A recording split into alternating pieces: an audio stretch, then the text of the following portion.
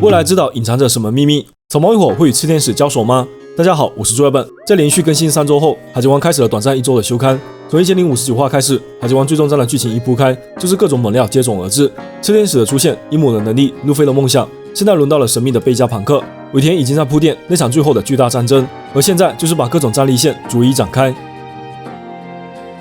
贝加庞克是一个还未正式登场就已经顶着无数光环的重要角色，被称为全世界头脑最聪明的男人，科技实力领先当今世界500年。他的许多研究成果都极大影响了整部漫画的剧情，例如能够跨越无缝带的海军军舰，成为海军能够讨伐女儿岛的重要前提；又比如发现了血统因子理论，催生出了后来的人造恶魔果实 Smile 以及杰尔玛的改造人军团。当然，目前来看，会对之后剧情产生重大影响的，应该是和平主义者 2.0 版本炽天使系列。在刚刚过去的1059话里，我们就见识到了顶级人间兵器的力量，不仅复刻了七武海的强大，还拥有远超一般人类的身体，可以说是贝加庞克发明的巅峰之一。而在1061话中，尾田继续揭开这股科学力量的神秘面纱，并正在接近贝加庞克技术的奥秘。我们先来看本画出现的几个线索，首先就是在弹尖岛附近海域出现的巨型机械鲨鱼，在海里的第一个镜头就充满压迫感，巨大的嘴巴与小小的桑尼形成强烈对比，会有一种当年看大白鲨电影的既视感。按照后面波尼的说法，他的船就是被这头鲨鱼吃掉的，很可能是贝加庞克放在这个海域，专门攻击海贼船，夺取他们的财宝。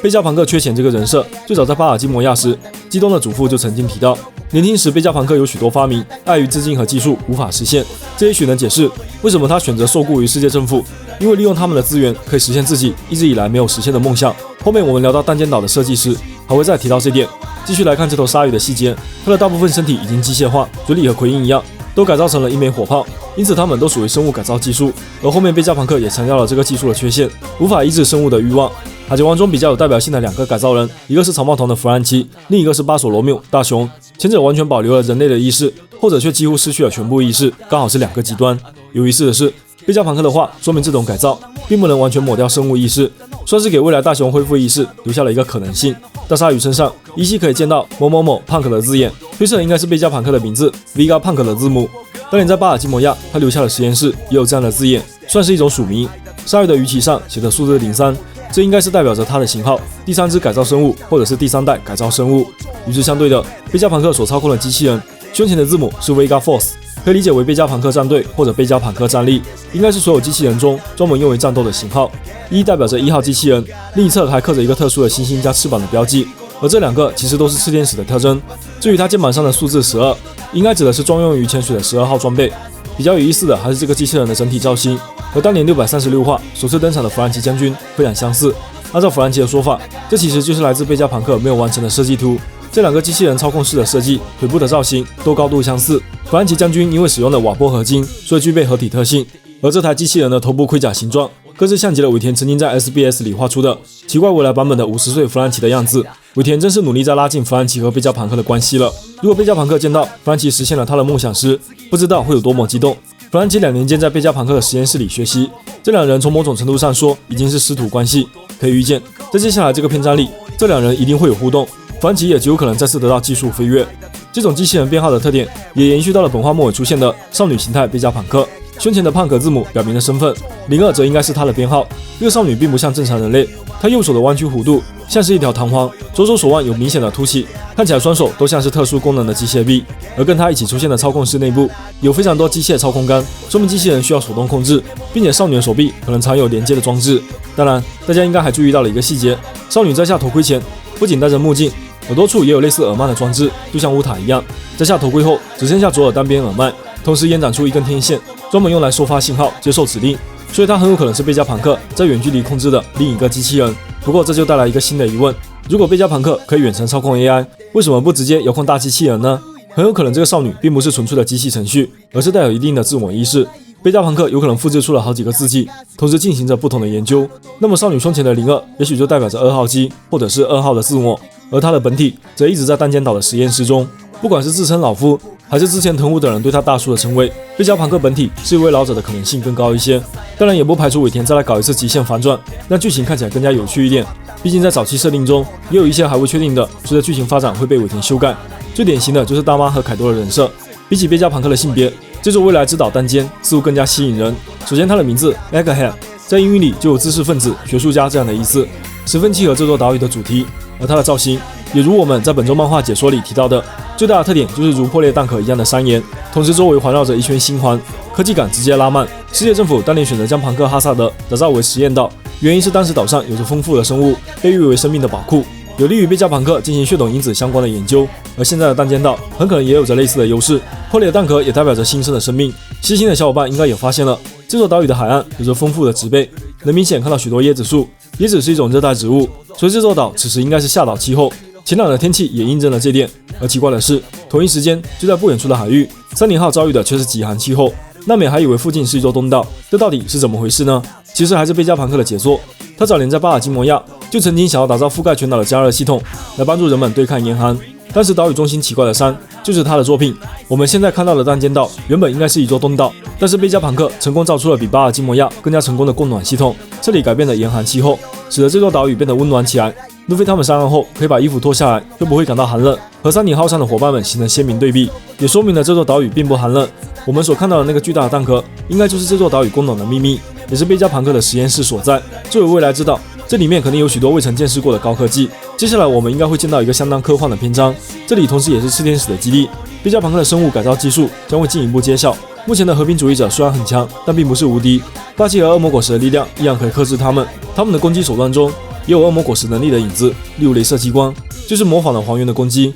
但这股力量如何复制出来，武田还没有交代。我们在1059话的分析里就认为炽天使还有未完成的部分，所以想要获得女帝的甜甜果实，变成完全体。贝加庞克已经发现了恶魔果实能力传导的秘密，能够让物体吃下恶魔果实，所以强大的恶魔果实完全有可能成为炽天使的能力。而霸气的设定从一开始就被定义为人类所特有的气势。如果炽天使并不是纯粹的机器，而是像杰尔马克隆人一样的技术，那么他们体内还有人类的部分，也就有可能学会霸气的力量。毕竟担任贝加庞克护卫的战头丸就是一个霸气高手，这也许是一个伏笔。我们在后面的分析里还会再提到他。比较有意思的是，弹尖岛海岸有一个巨大的洞穴，就好像是潜港一样，很可能是贝加庞克往大海投放机器人的通道，并且与他的实验室直接相连。那么问题来了，路飞他们4个就这么大摇大摆的上了岸，贝加庞克发现他们了吗？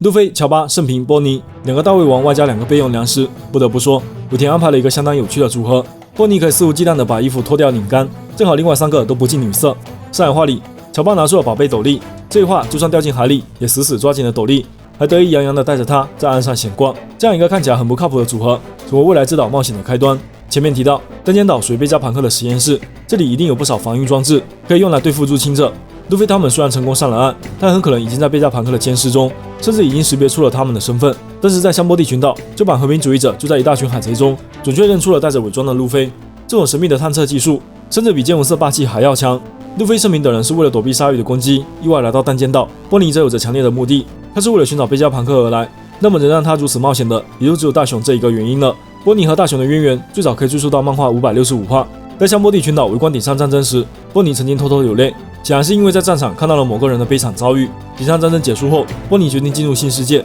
似乎要找某人报仇。结合2年后胜利玛丽乔亚的表现来看，波尼当时应该就是因为大雄遭到改造而感伤，而他要寻仇的人很可能就是把大雄改造的贝加庞克。圣地事件中，波尼大概率参与了革命军营救大雄的行动，在见到大雄完全丧失意识后，也就萌生了想要找到贝加庞克，寻找让他重新恢复意识的方法。以大雄为模板的和平主义者，在贝德雷克攻击时曾经流血，虽然还不确定他们的身体构造究竟是什么，但如果结合大鲨鱼的表现来看，很可能也是利用了生物改造技术。所以我们在前面的分析里认为，大雄是有希望恢复的，并且方法就在贝加庞克手中，这会是接下来波尼的主线任务。而路飞小队和贝加庞克并没有直接联系，于是尾田安排了经典的肚子饿桥段，路飞不上岛大吃一顿是不可能离开了，他们自然会跟着波尼一起进入实验室。那么贝加庞克到底是敌是友呢？其实从贝加庞克曾经制止凯撒的邪恶实验、为孩子们治疗，以及藤虎对贝加庞克的认可等等线索来看，贝加庞克和大部分海军一样，属于正义的一方，只是立场不同，并不是邪恶势力。他将自己发明的人间兵器命名为和平主义者和炽天使，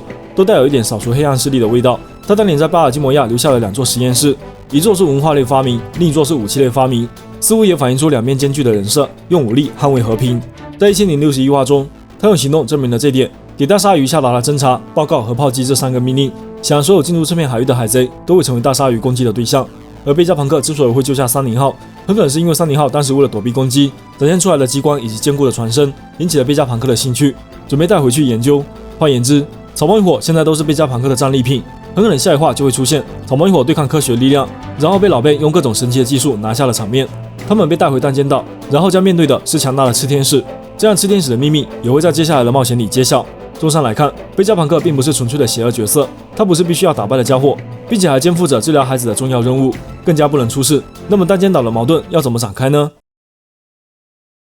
？1061话中登场了众多新面孔，其中就包括了好几名 SOUL 的成员。除了之前已经公布的队长德雷克、队员科比以外，贝鲁梅伯也确认为队员之一。而本话新登场的海军本部中佐云雀，看起来是科比的后辈，也就是2年间刚刚加入的成员。而另一位看起来比较强的角色，本部少将王子格鲁斯，在之前贝基的扉页连载故事中出现过。在德雷斯罗萨，他曾经轻易的将贝基手下的干部杀手割地击败，实力不俗。在他附近的几位同伴看起来也都是狠人。SOUL的组织属于机密特殊部队，他们目前的身份还没有公开，而这个组织的目标则更为神秘。从当时德雷克与科比的对话来看，他除了监视4皇的动向外，也会留意 CP0 的行动。甚至在鬼岛决战的尾声，德雷克本人差点被 CP0 灭口。这其实就是海军一直以来与世界政府之间矛盾的缩影，双方矛盾正在不断加剧。在之前的分析里，我们认为德雷克在鬼岛决战后，带着霍金斯离开了和之国，百兽海贼团溃败，他的身份也已经暴露，没有理由再继续待下去。但是现在从格鲁斯的话来看，德雷克在战后并没有和SOUL的其他人取得联系，他的失联有可能和萨博一样，为了躲避跟踪，暂时选择了不联络。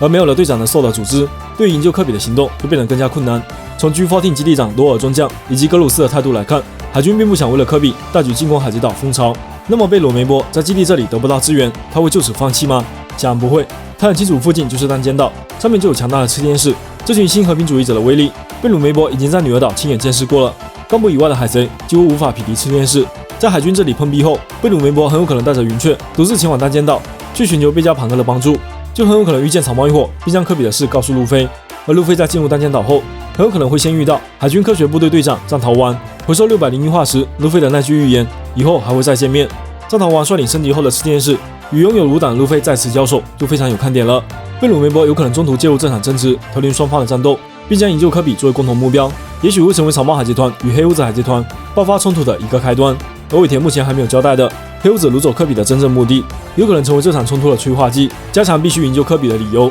最终我们会看到围绕黑屋子势力岛屿的一系列冒险，并引出最后那块红色路标的线索。最后提一嘴本话中短暂露脸的卡里布，在经过深海泡澡后，卡里布终于从木桶里跑了出来。尾田大概是想告诉我们，他并没有掉在海里喂鱼。那么接下来他也会跟着其他人被贝加庞克带回弹尖岛，这一次又能听到新的秘密了。以上就是本期海贼王1061话的细节伏笔分析啦，欢迎在评论区和大家分享你的看法。我是朱亚本，下期见啦。